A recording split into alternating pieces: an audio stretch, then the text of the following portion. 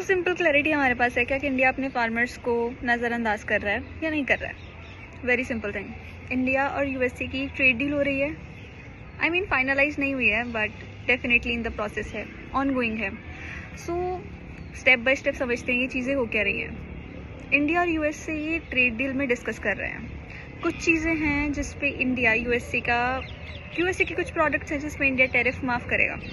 हम बात कर सकते हैं डीडीजीज हो गए, या फिर रेड सोया ग्राम्स हो गया, ट्री नट्स हो गए, एंड प्रोसेस्ड फ्रूट्स हो गए, प्रोसेस्ड फूड हो गया, सोयाबीन ऑयल हो गया, स्पिरिट्स हो गए, एट्सेट्रा। इट्स नॉट कि इंडिया पहली बार ही कर रहा है, इंडिया वैसे भी बहुत सारे ऑयल्स इंपोर्ट ही करता आ रहा। चीज़ें ऐसी हैं जिस पे यूएसए डेफिनेटली टैरिफ माफ़ तो नहीं करेगा बट हाँ 50 से 18% ज़रूर लेके आया वो।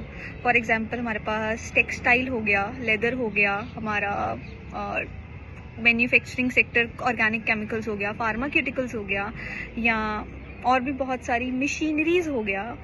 बेसिकली यूएसए इंडिया के मैन्युफैक्चरिंग सेक्टर पे थोड़ा सा लिबरल हो रहा है। That's a good thing because as we know India एक प्रोसेस होता है हर चीज़ करने का, एग्रीकल्चर, मैन्युफैक्चर, सर्विस सेक्टर। आपके पास एक इंफ्रास्ट्रक्चर होगा, मैन्युफैक्चर होगा तो सर्विस बेटर होगी। But India post liberalisation India directly jump किया एग्रीकल्चर से सर्विस सेक्टर पे। बीच का मैन्युफैक्चरिंग सेक्टर कहाँ गया वी डोंट नो। एंड हमें इंडिया उसी मैन्युफैक्चरिंग सेक्टर को स्ट्रेंथन करने का ट्राई कर रहा है। सो इसमें ये जो ट्रेड डील है इंडिया एंड यूएसए की, ये किस तरह से बेनिफिट कर रही है इंडिया को, लेट्स सी। पहली बात है इंडिया को कैसे बेनिफिट करेगी। सेकेंडली फार्मर्स का क्या स्टैंड है इस पे। हम यूएसए की बात नहीं करते, सिर्फ इंडिया एंड फार्मर्स की बात करते हैं। तो अगर हम बात करते हैं फर्स्ट के बारे में, इंडिया फार्मर्स, दो मॉडल होते हैं, model A, model B. Protectionist, integration. Protect करो अपने फार्मर्स को, ओके, हाई टैरिफ्स लगाओ, बाहर का सामान मत आने दो, एंटी डंपिंग ड्यूटी लगाओ, whatever you feel comfortable to protect your economy.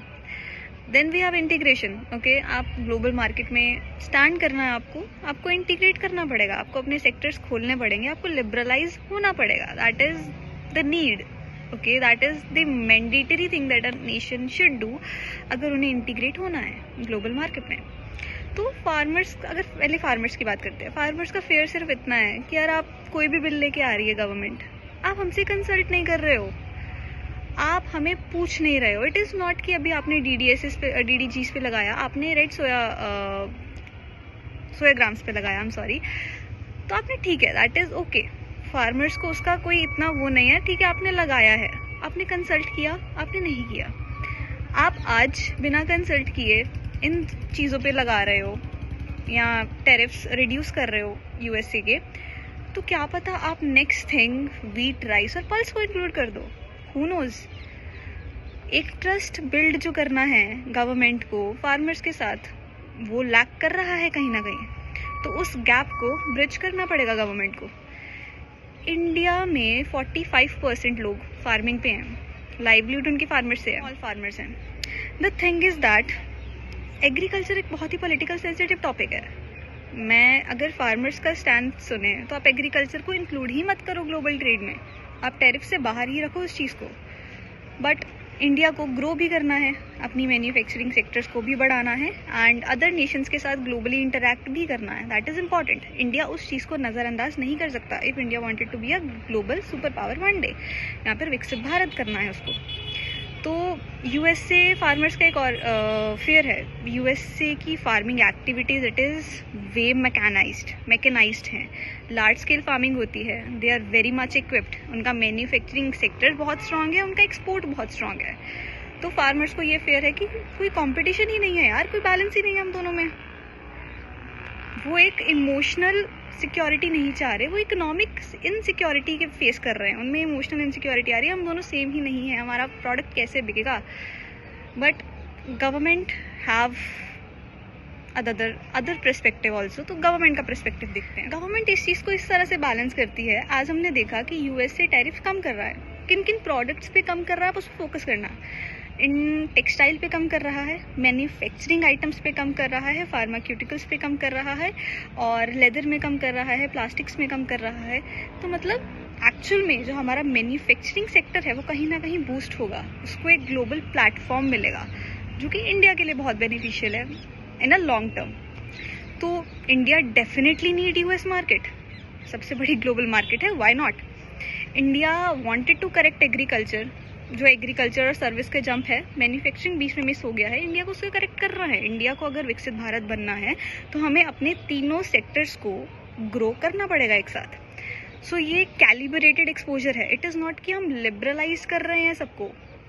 Calibrate मतलब एक अपना कैलिबर पहचान रहे हैं, जो वीक है उसको अपलिफ्ट करना है हमें चाहिए। तो क्वेश्चंस हमारे बस यही आते हैं कि पहली बात तो कोई भी जो बड़ी इकोनॉमी है, कोई भी नेशन ले लो, ना वो फुली लिबरलाइज्ड है ना ही फुली प्रोटेक्शनिस्ट है। उनको अपनी इकोनॉमी कहीं ना कहीं तो खोलनी पड़ेगी। The only thing is that अपने फार्मर्स को या फिर अपने पीपल को, अपनी मैन्युफैक्चरिंग को प्रोटेक्ट भी करना है। अपनी इकोनॉमी को इतना नहीं खोल देना है कि वो इकोनॉमी बिल्कुल ही लोगों के या दूसरे नेशंस के हाथ में आ जाए। जो टसल हुई है ये गवर्नमेंट और फार्मर के बीच में तो है एक तरह से, हम ये नहीं बोल सकते बिल्कुल नहीं है, बट द एक्चुअल टसल और the actual real thing that is in front of India, जो इंडिया का रियल टेस्ट है, it is not whether we should open up और नॉट। ओपन अप होना हमारी नीड है, हमें ओपन अप होना पड़ेगा, ग्लोबलाइजेशन करनी पड़ेगी, हमें लिबरलाइजेशन भी करनी पड़ेगी।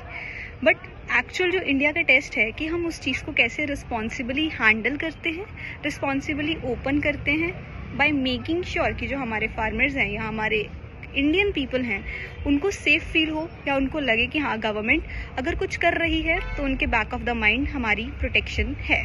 Thank you.